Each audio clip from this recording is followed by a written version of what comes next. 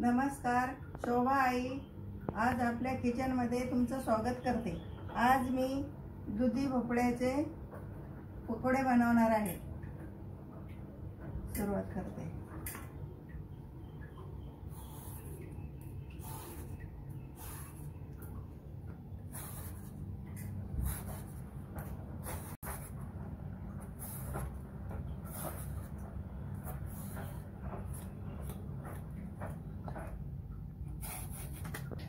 साल काढून घेतलेले आहे। मी खिसून घेते याला।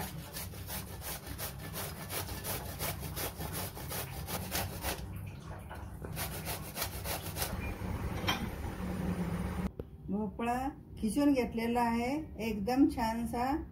त्याच्यामध्ये आता मी 150 ग्राम चण्याचा आटा टाकते।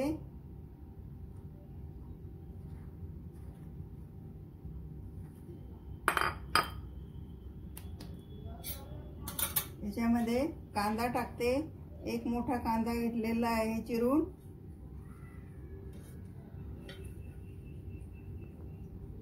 कोथिंबीर टाकते।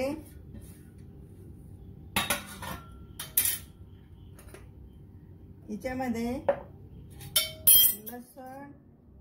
लसण, अद्रक आणि हिरवी मिरची आणि कोथिंबीर याचं मी हे बनवलेलं आहे, पेस्ट बनवलेला आहे। हा मी 3 चम्मच टाकते।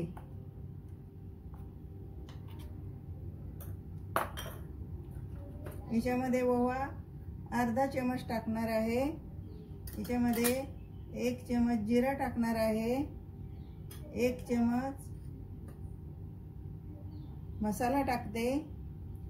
हळद अर्धा चम्मच घेणार आहे।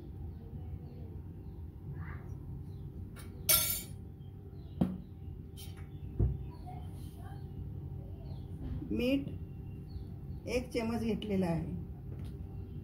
याच्यामध्ये हिंग थोडं टाकत आहे।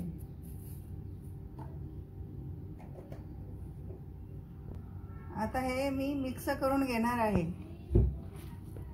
जास्त काही पाणी लागत नाही याच्यामध्ये, थोडं जर लागलं तर टाकून घेणार।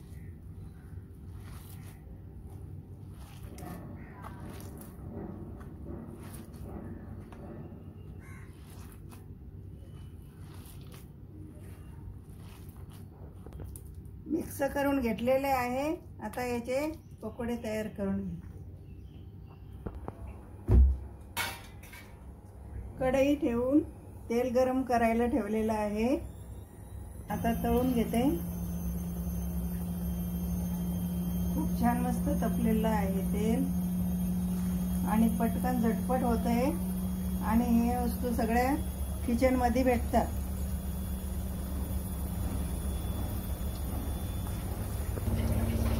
ढवळत राहायचं, एकदमच त्यांना फिरवायचं नाही।